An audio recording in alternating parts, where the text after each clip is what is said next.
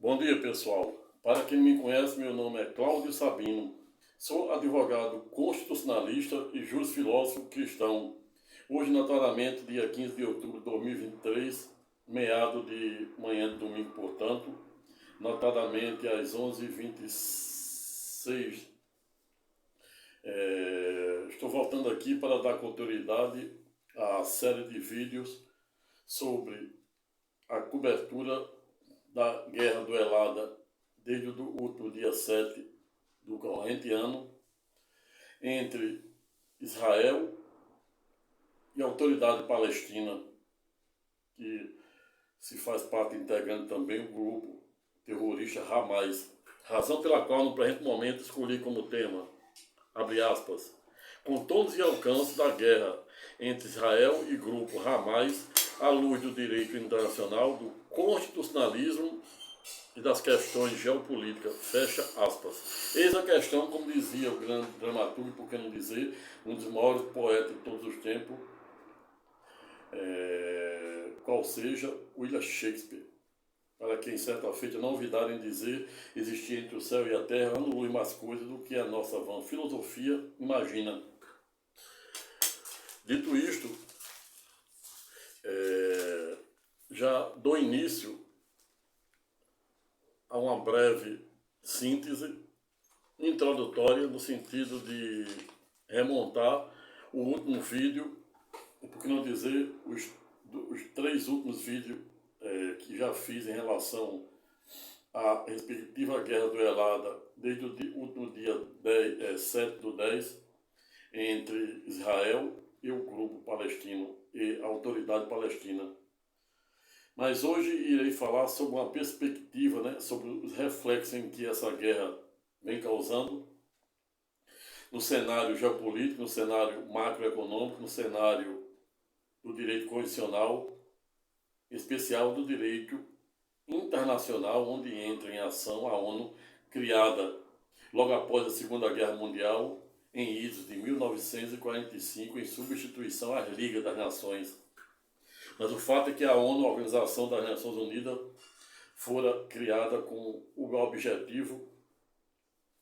de criar mecanismos no âmbito internacional, no âmbito do direito internacional, para promover a paz, evitar conflitos,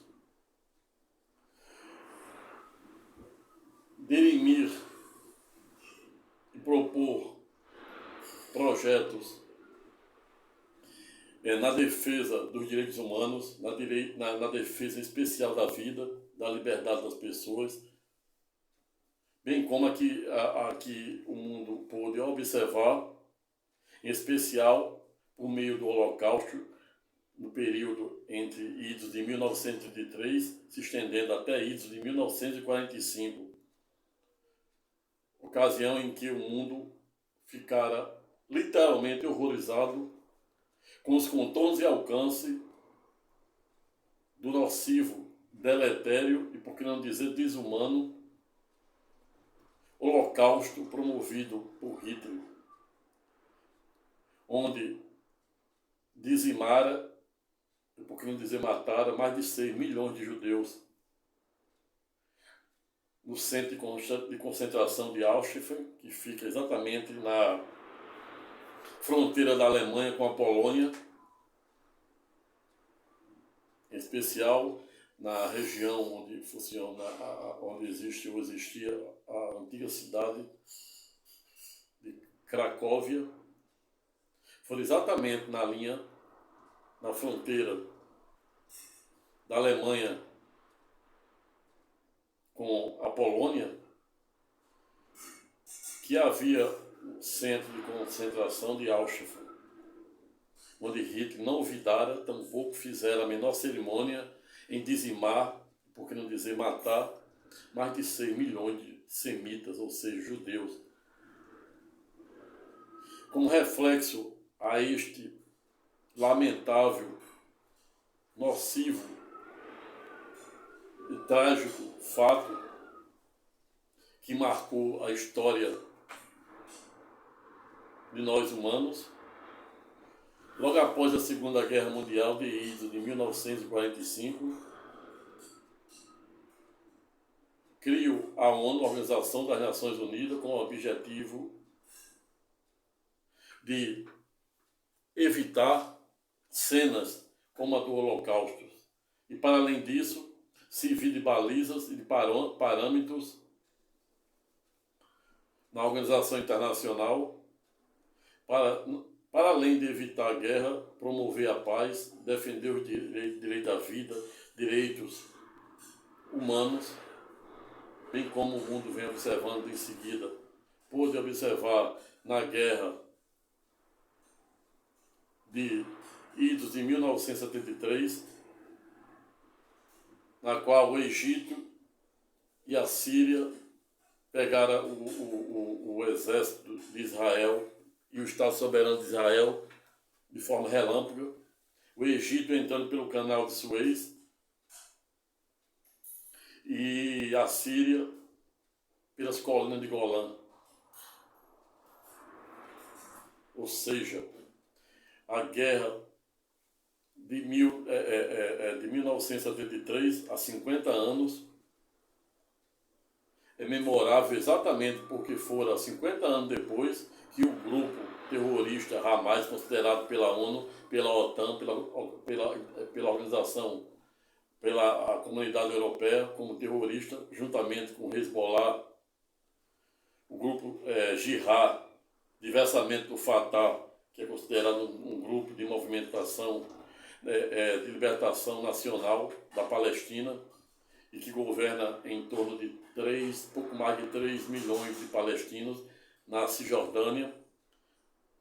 Do outro lado, num pedaço de terra de aproximadamente 359 quilômetros quadrados, ou seja, que representa a faixa de Gaza, que segundo o mapa, a sua parte mais larga tem 12 e a menor tem 7. Mas o fato é que os mapas apontam como sendo 359 quilômetros quadrados de terra, fazendo fronteira com o Egito, o Estado soberano de Israel e aos fundos com o mar Mediterrâneo. E é lá exatamente em que reside cerca de 2,3 milhões de palestinos, governado pelo grupo terrorista Hamas, que ganharam as eleições do grupo Fatah, notadamente em 2007, e desde então, com a retirada da ONU, com a retirada do comando de Israel em Israel 2005, vem governando. Mas o fato é que o grupo terrorista Hamas foi criado notadamente em 1987 por meio de uma rebelião palestina contra Israel, chamada Infinity.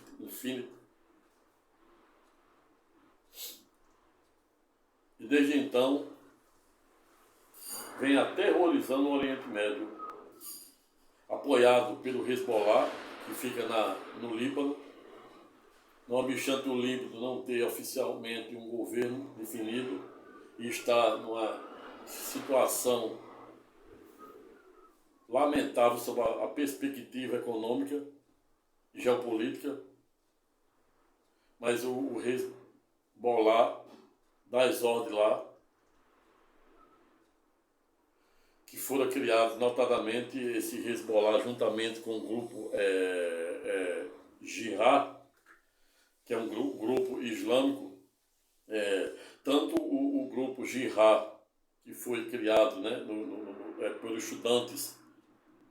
universitários palestinos no Egito.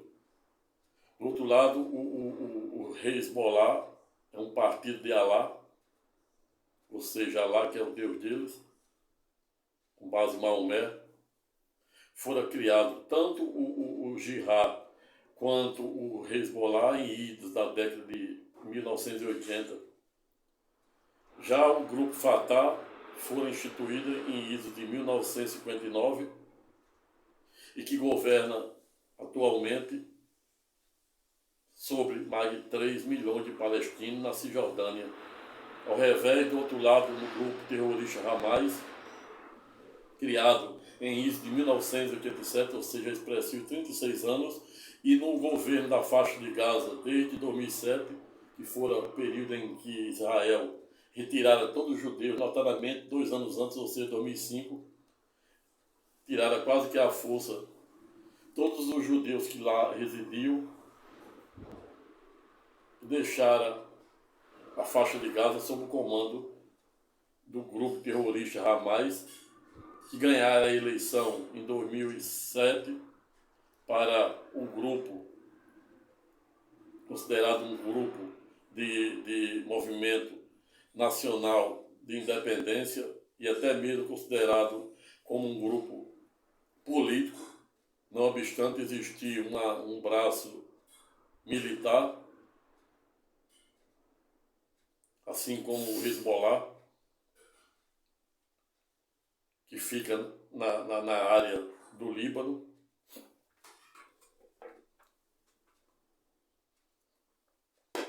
Mas o fato é que essa guerra que vem sendo duelada entre o grupo Hamas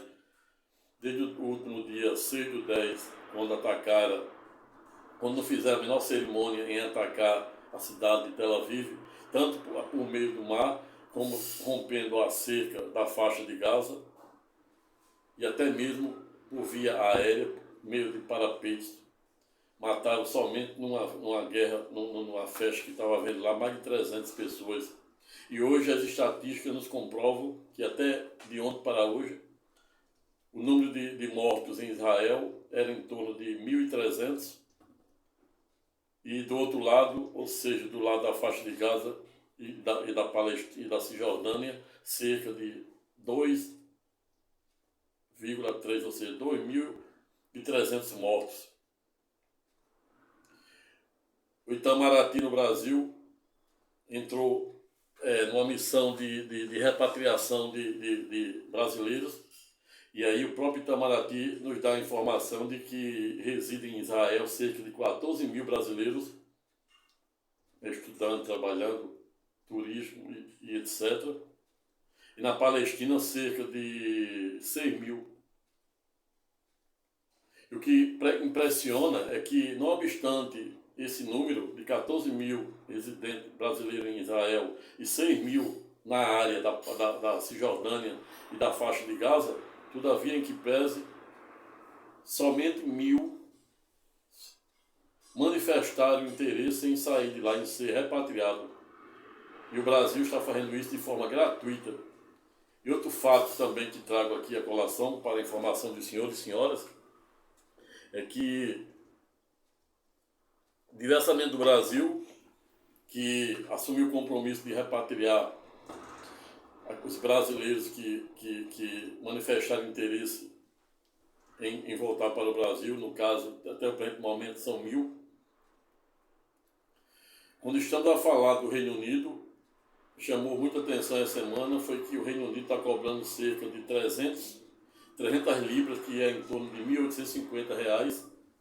para cada britânico que manifestar interesse em ser repatriado, exatamente com o objetivo de custear a logística da retirada dos respectivos britânicos.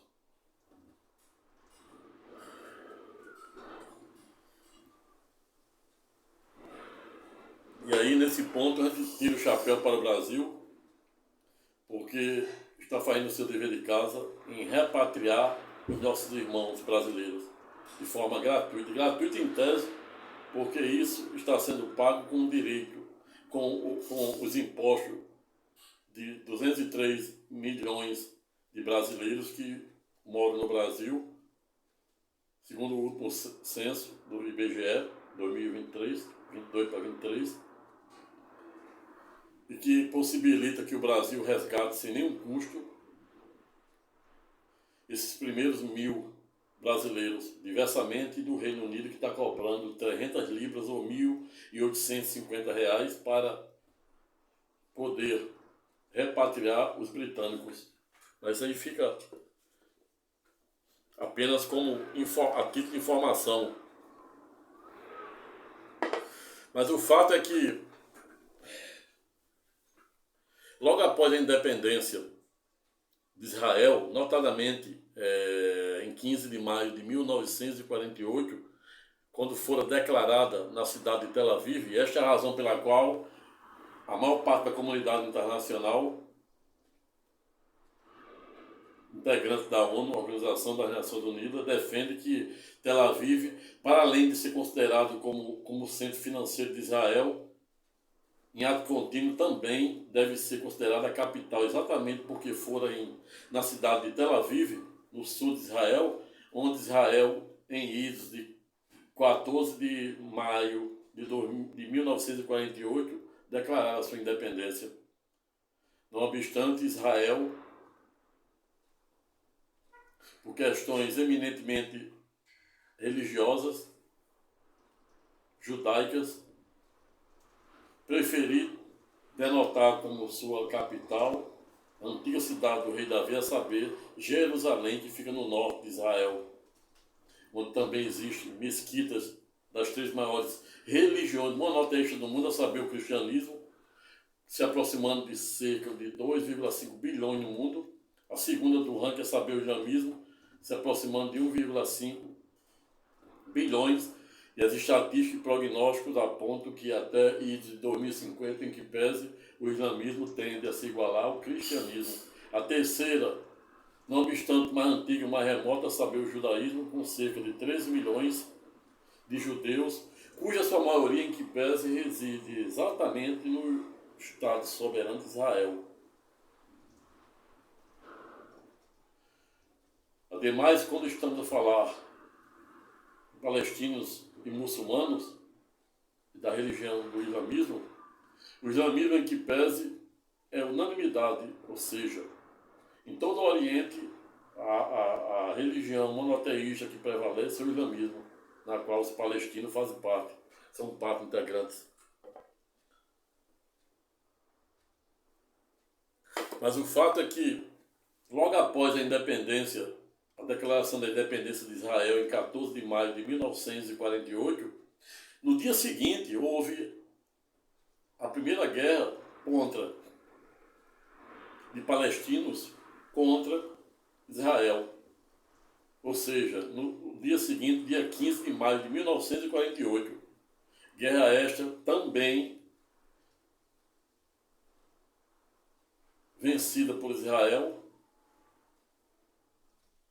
notadamente no fim da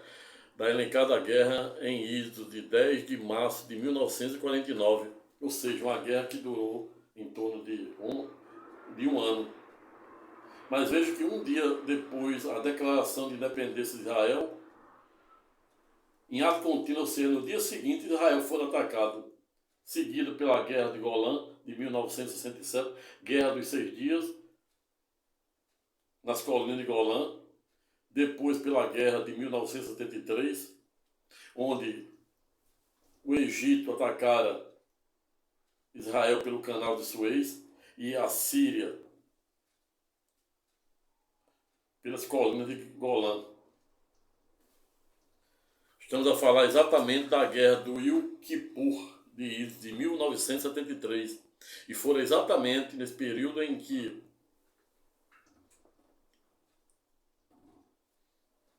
nessa guerra de 1967, Guerra dos 6 Dias, onde existe uma passagem bíblica em que diz que os egípcios e os sírios só tinham um tanque de Israel para destruir, e determinado comandante da Síria, do Egito, disse que, quando fora perguntado por que só tinha um tanque de Israel naquela época, na Guerra dos 6 Dias, para destruir na colina de Golã, e eles recuaram. O comandante da missão do exército sírio falara na ocasião que não era somente um tanque de Israel que tinha na frente deles, mas um verdadeiro exército de anjos armado até os dentes, e eles não poderiam enfrentar um exército de anjos. E aí, mais uma vez, Israel sai vitorioso, ganha a Guerra dos 6 Dias, em ato contínuo, em idos de 1973, os palestinos continuam inconformados com a conquista de Israel na Guerra dos 6 Dias, notadamente na fronteira de Israel com o Canal de Suez, e implementa a Guerra de Isis de 1973, a expressivos 50 anos, conhecida como a Guerra de Yom Kippur.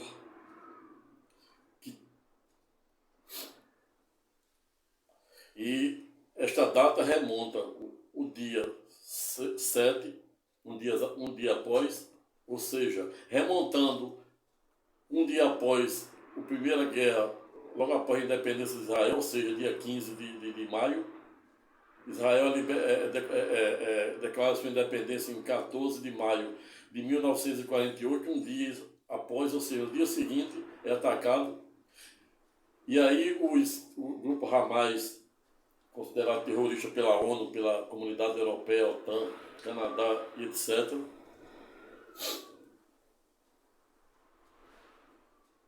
remontando esta data, ou seja, um dia após os 50 anos, o aniversário de 50 anos da Guerra de Yom Kippur, de 1973, pega novamente os judeus, semitas ou hebreus, integrantes do Estado Soberano de Israel, de surpresa, como fosse uma espécie de cavalo de Troia. Para quem não sabe, como eu já falei em outros vídeos, cavalo de Troia remonta uma guerra entre gregos e troianos, onde os troianos pensavam que tinham ganho a guerra dos gregos. Os gregos constroem, segundo a mitologia grega, um cavalo gigante de madeira, se colocam dentro e pegam os troianos de surpresa, literalmente embriagados, comemorando uma falsa vitória, e eles tomam Troia. É por isso que diz, não queira presente de grego, exatamente remontando o cavalo de Troia. Mas o cavalo de Troia dá para a gente espelhar como esse ataque, o primeiro ataque um dia depois da independência de Israel, início de 1948, ou seja, dia 15, um dia após a sua independência. O ataque de 1967 nas colinas de Golã, considerada como a Guerra dos 6 Dias. Insatisfeitos os palestinos não olvidaram, em 6 anos depois, ou seja, em 1973, por meio da Guerra de Yom Kippur, os egípcios atacaram pelo Canal de Suez. Para quem não sabe, o Canal de Suez, ele hoje, por exemplo, dá vazão a toda a economia da Europa, da África, Euroásia. Pois antes os navios passavam lá pelo outro lado da África, levavam luz para além de ser assaltado pelos piratas. E essa foi a razão pela qual eu tomei informação de que os britânicos regulamentaram a pirataria para cobrar impostos dos piratas do Caribe. Mas o fato é que o Canal de Suez, hoje administrado pelo Egito, e por falar em Egito, se faz extremamente necessário no ponto lembrar que, não obstante o Egito ser também considerado como um dos inimigos de Israel, ou seja, Israel fica no meio de inimigos. A ONU, quando reconheceu o Estado Soberano de Israel em 14 de maio de 1948, colocou Israel, o colocar Israel não foi bem a ONU. Quem colocaram, primeiramente, sob o aspecto teológico, foi Deus. É Deus que tem previsões em 220 artigos, capítulos no Antigo Testamento, para 260 no Novo, prevendo que as terras de Israel pertencem aos judeus. Canaã, basta dizer, 40 anos de peregrinação de Moisés, que sai do Egito, depois do cativeiro do Egito de mais de 400 anos, peregrina 440 anos para atingir uma distância de 280 a 290 quilômetros, que é a distância do Egito para Israel.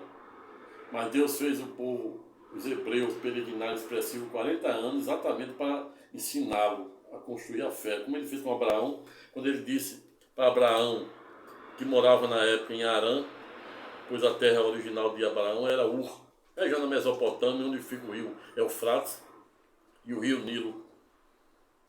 Mas Abraão, quando Deus aparece para ele, propondo a grande aliança, no sentido de torná-lo pai de grandes nações, cujos filhos seriam maior do que o número de areia na terra e o número de estrelas nos céus. E hoje Abraão, em que pese, é considerado o patriarca das três maiores religiões monoteístas do mundo, a saber, o cristianismo, com cerca de 2,5 se aproximando bilhões de cristãos no mundo. A segunda, islamismo, com se aproximando de 1,5 bilhões. As estatísticas e prognósticos apontam que até ISE 2050, em que pese, o islamismo tende a se equiparar ao cristianismo. E a terceira, não obstante mais longínqua ou mais remota, a saber, o judaísmo, com cerca de 3 milhões de judeus, semitas ou hebreus, cuja sua maioria, em que pese, reside no Estado soberano de Israel, onde também já foi objeto de um vídeo aula que eu fiz há pouco mais de 2 meses, falando sobre o parlamento de Israel, que irei falar em seguida. Mas voltando para a questão do Egito, o que chama a atenção no Egito é que o Egito, junto com a Síria, com o Irã, Iraque, o grupo Hamas, o Hezbollah, lá no Líbano, Jihad, que é um grupo também considerado terrorista, Jihad, Hezbollah e Hamas, são 3 grupos terroristas considerados pela ONU, os Estados Unidos, a OTAN e a Organização Europeia, diversamente do Fatah, que governa sobre cerca de pouco mais de 3 milhões, notadamente na área da Cisjordânia. Do outro lado, a faixa de Gaza, com cerca de aproximadamente 359 km², governada desde 2007 pelo grupo terrorista Hamas, que governa sobre 2,3 milhões de palestinos, todos muçulmanos. Mas o que chama atenção em relação ao Egito, que não obstante o Egito ser também um dos algozes inimigos de Israel, todavia, em que pese, o Egito fora, de todos esses países inimigos, o único a reconhecer o Estado soberano de Israel, diversamente dos demais. Dito isto, avanço para a questão do direito constitucional, para falar um pouco acerca dos contornos e alcance do sistema parlamentar, democrático e constitucional de Israel. Mas antes, convido os senhores e senhoras que não se inscreveram ainda no presente canal, para, se puder, se inscrever e convidar o maior número de pessoas para fazer o mesmo. Se gostarem do presente vídeo, deixe seu like, aperte o sininho e faça o seu comentário de forma educada, respeitosa e elegante. Dito isto, e para que o presente vídeo aula não fique maior do que eu pretendo, falo um pouco, doravante, a partir de então, sobre o sistema parlamentar de Israel, que é um sistema considerado uma república parlamentar, cujo primeiro-ministro, a saber, Benjamin Netanyahu, para quem não sabe, é o nome de uma das tribos de Israel, Benjamin Netanyahu, que governa, salvo melhor juízo, pelo 6º período já. E houve recentemente, semana passada para cá, uma pesquisa, foi feita 1 ou 2 pesquisas em Israel por empresa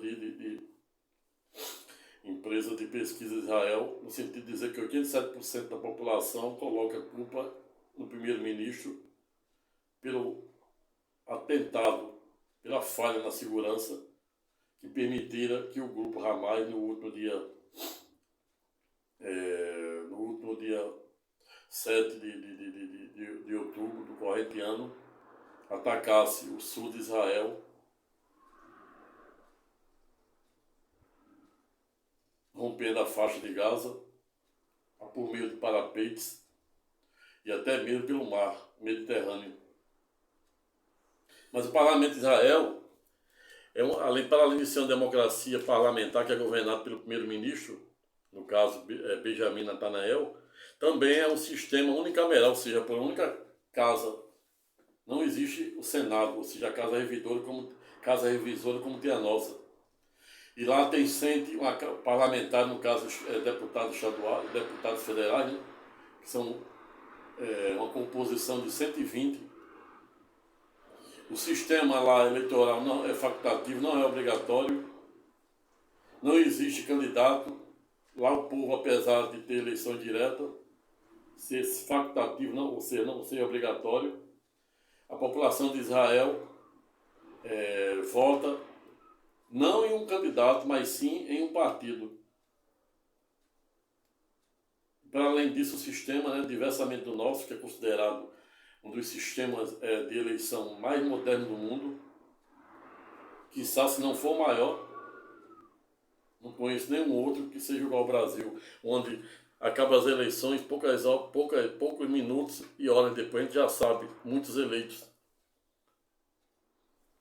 Mas o fato é que o sistema eleitoral de Israel, para além de ser facultativo, ou seja, não ser obrigatório, ele é manual, ou seja, por cédula de papel, e existem muitas críticas que o parlamento e o governo de Israel gasta muito com papel, impressão, a confecção desses votos.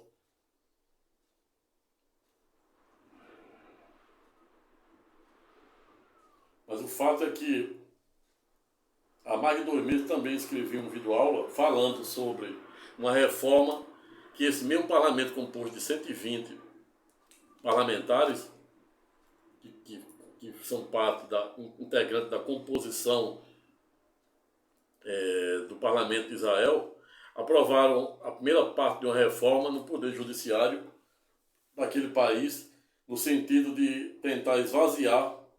os poderes dos ministros da Corte Suprema, da Corte Constitucional Suprema, a ponto até mesmo que está previsto aí na segunda parte da reforma, é permitir que esse parlamento, composto por 121 parlamentares, revogue até mesmo por maioria simples as decisões tomadas pela Corte Liberal e Constitucional Suprema de Israel. E isso vem sendo objeto de muitas críticas pela população de Israel. Não à toa, houve, antes do período da guerra, antes do último sábado, ou seja, o último dia 7, que começaram essa guerra, esse ataque do grupo terrorista Hamas em Israel,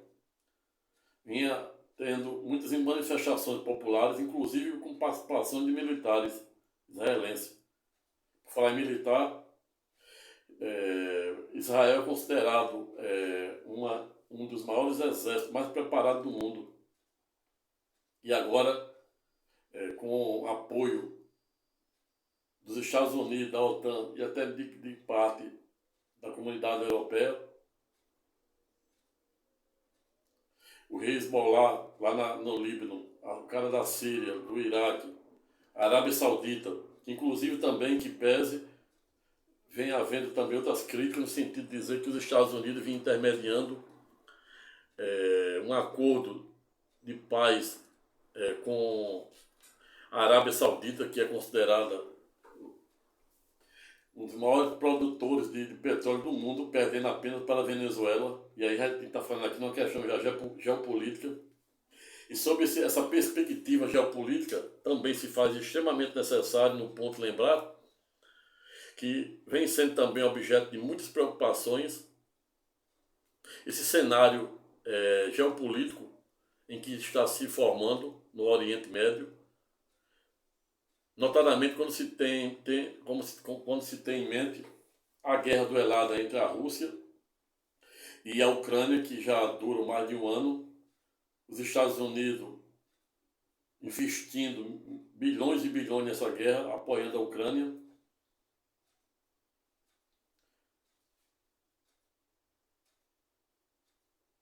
A ponto até mesmo de Putin, né?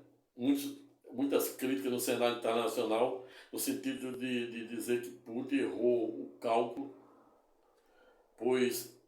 diversamente das guerras implementadas por Putin no passado, dessa vez ele calculou mal, que achava que a Europa, a OTAN e os Estados Unidos iam ficar apenas no plano das ideias. Não contava com diversos bloqueios econômicos que praticamente travou a economia da Rússia. No passado, Putin não temia os seus rivais, a saber, os Estados Unidos, a OTAN e a Comunidade Europeia, notadamente a Comunidade Europeia, que depende literalmente do fornecimento de gás, ou seja, a Europa depende exclusivamente do gás natural fornecido pela Rússia através do Mar Báltico. E no início da guerra houve uma ameaça de bloqueio, não sei como é que está agora, porque são os maiores importadores, né, de produtos, toda a comunidade europeia, ou seja, a energia, as usinas da Europa, os aquecedores, todos dependem do gás de Putin. Mas o fato é que o cenário, essa guerra, mais de um ano duelada entre a Rússia e a Ucrânia, já repercutiram no mundo sob o aspecto geopolítico e econômico, até porque a Ucrânia, Rússia, são muitos fornecedores de chips. E no caso da guerra agora de Israel também, Israel é uma das grandes economias de Israel, fabricação e exportação de produtos de alta tecnologia. Para além disso, a economia de Israel também gira em torno da agricultura, notadamente no que aduz a produção de legumes e frutas. E no último vídeo eu exibi a tâmara, que é uma fruta que eles estão cultivando lá na área do Mamuto. E o que impressiona é que a tâmara tem uma característica muito interessante, que não obstante ser produzida numa área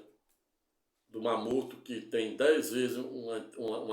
uma densidade de sal 10 vezes maior do que os oceanos, os 7 oceanos, mas a tâmara, a fruta tâmara, ela impressiona com o seu teor de açúcar, que não obstante ela ser plantada e cultivada numa área que tem 10 vezes mais sal do que os 7 oceanos, ela é literalmente considerada uma fruta doce.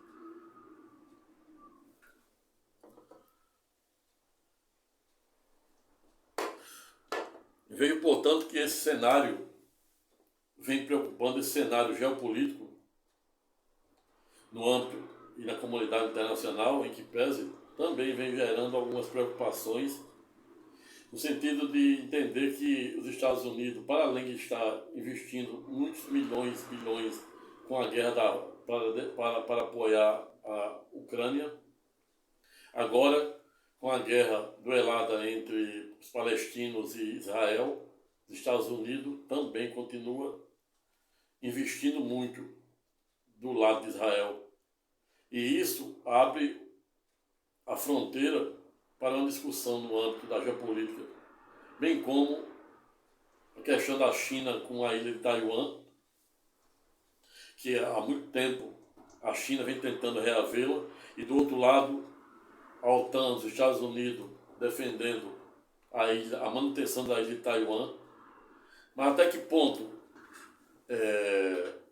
os Estados Unidos vai conseguir manter o investimento, não somente com a guerra da Ucrânia, como também com a nova agora. E isso preocupa a comunidade internacional, porque isso pode ser uma grande oportunidade para a China implementar um ataque na ilha de Taiwan. E aí do outro lado lá, o coreano do norte apoiando a China. Não à toa o coreano depende praticamente, se o coreano é produtor de petróleo, mas é, quando se trata de alimento, ele depende exclusivamente da China e da Rússia. A China e a Rússia é quem abastece o país da Coreia do Norte. A ditadura. E aí a comunidade internacional tem que se preocupar com essa questão, com essas pontas soltas, notadamente de um lado pela Coreia do Norte, que é aliada da Rússia, aliada da China, e a China também com aquela sede de reaver Taiwan, e isso aí pode ser um cenário perfeito para a qualquer momento, em tese, a China se declinar em atacar Taiwan. Mas aí a gente tem que esperar os próximos capítulos para ver os desideratos de dado conflito geopolítico. Vejo, portanto, que os reflexos são diversos. O grupo Hamas, a imprensa vem divulgando que o poderoso exército de Israel conseguiu matar o chefe do Hamas, do exército do grupo Hamas. Até hoje tem informação de que já morreram cerca de 2.300 do lado da Palestina e do lado de Israel 1.300. Fora os feridos, milhares de feridos.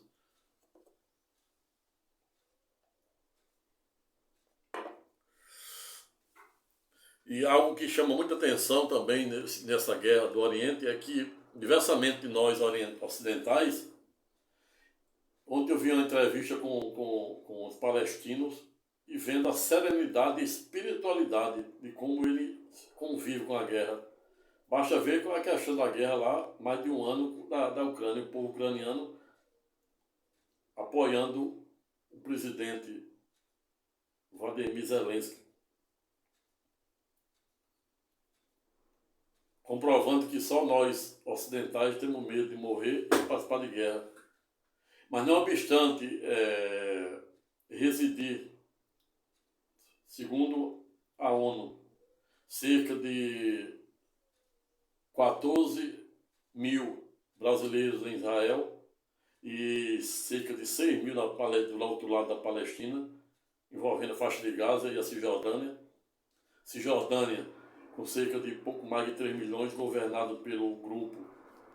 Fatah, que é um grupo não considerado terrorista, e do outro, os 2,3 milhões da faixa de Gaza, governado pelo grupo Hamas, que é considerado, juntamente com o Hezbollah e com o grupo Jihad, considerado pela ONU, pelos Estados Unidos, como grupo eminentemente terroristas.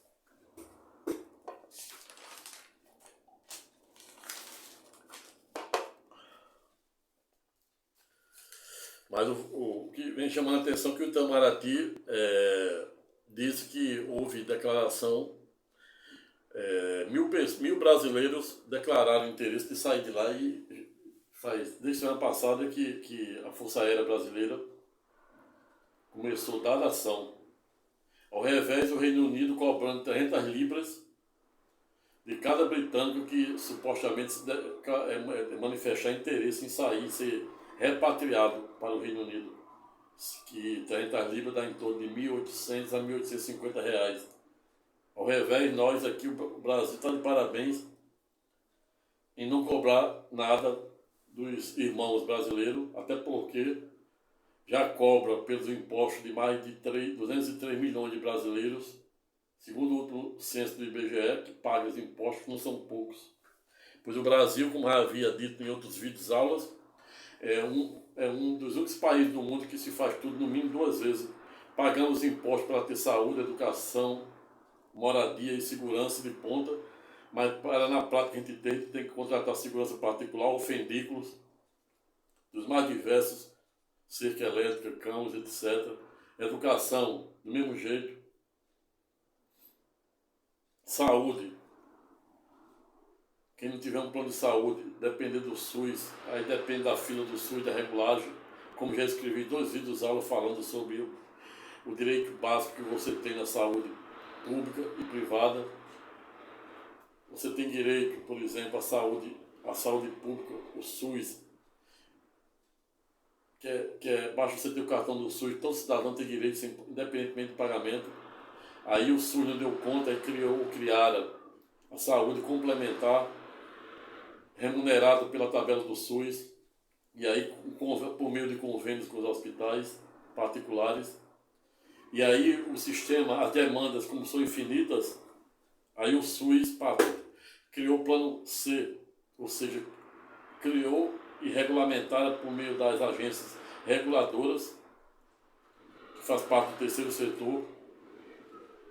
a saúde suplementar por meio dos planos de saúde, regulado pela ANS, Agência Nacional de Saúde. E esse terceiro modelo ainda não é suficiente, pelas demandas que são infinitas. Existe ainda um quarto plano, um programa 4, que você tem que contratar um advogado como esse que estávamos a falar, para tentar te transferir para um leito de um hospital da polícia, de um hospital das clínicas, e até mesmo, se na ausência de vaga de ambos, para um leito de qualquer hospital particular a ser custeado pelo SUS. E esta é a razão pela qual você precisa contratar um advogado constitucionalista, um competente para um advogado constitucionalista, para poder transferir um ente querido seu, um vizinho, um amigo, que não consegue esperar pela regulagem do SUS.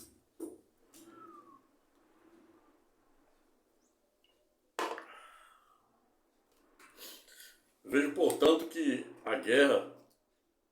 da Ucrânia e Rússia há mais de um ano, bem como seguida agora pela guerra da Palestina contra Israel, gera diversos efeitos e reflexos no âmbito da macroeconomia, no âmbito da geopolítica,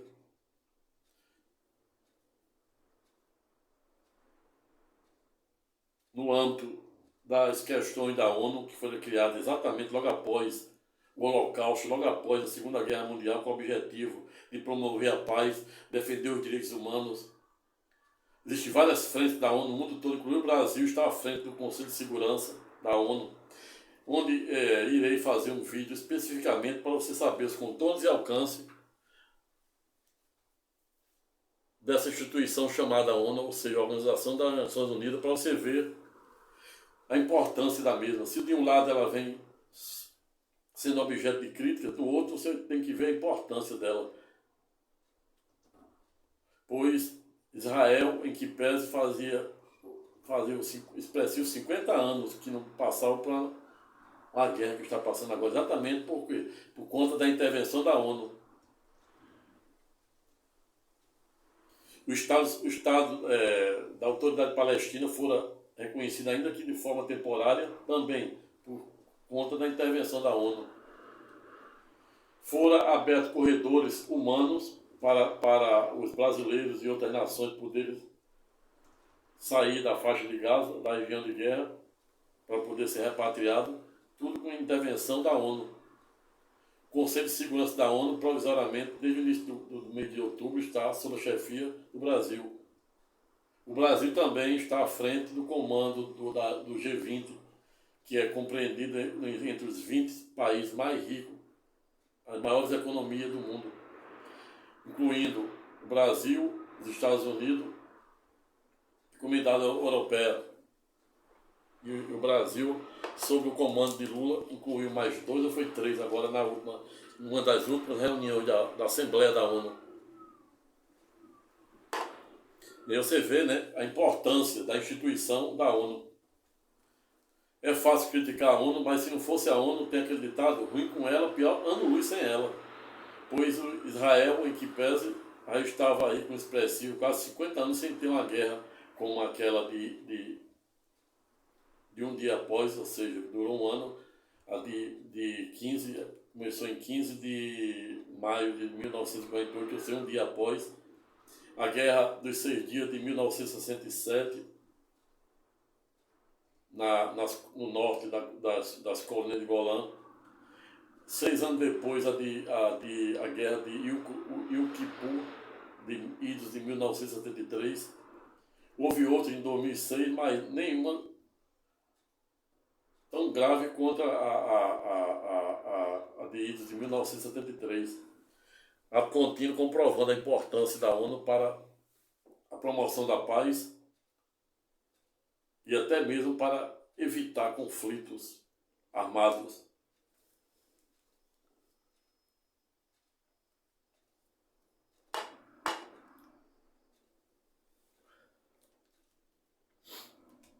Razão pela qual finalizo o presente estudo temático no sentido de dizer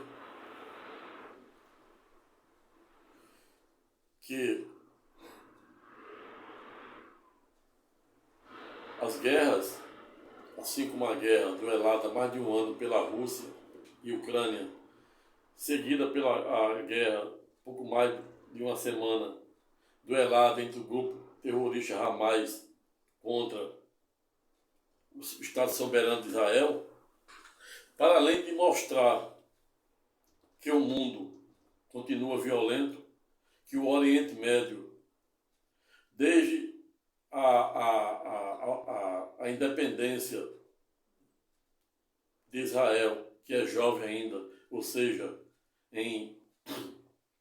14 de maio de 1948,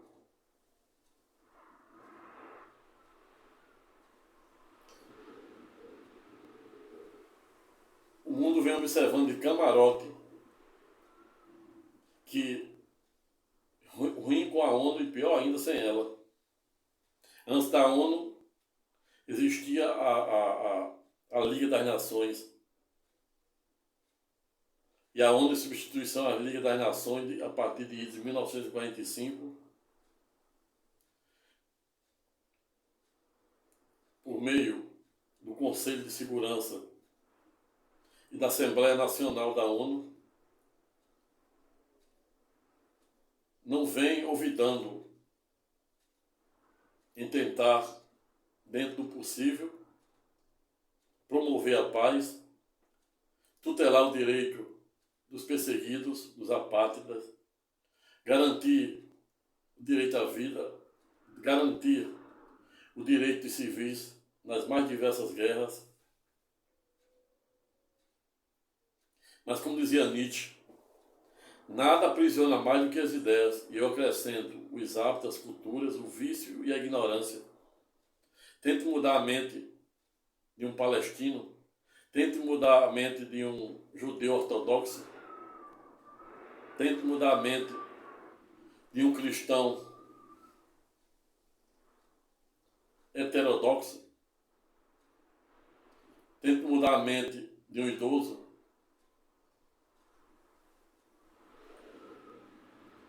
Razão pela qual finalizo o presente estudo temático no sentido de dizer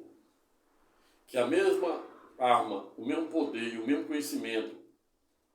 que liberta, cura e salva, ao revés, se não bem gerido ou utilizado em prol do bem e do interesse comum, em ato contínuo, terá o condão de aprisionar, destruir e até mesmo matar. Pessoal, vou ficando por aqui. Se gostaram do singelo vídeo aula, se inscrevam para o canal, convido o maior número de pessoas para fazer o mesmo, deixe seu like, aperte o sininho e se fique à vontade, faça seu comentário de forma respeitosa, educada e elegante. Fique com Deus e até a próxima.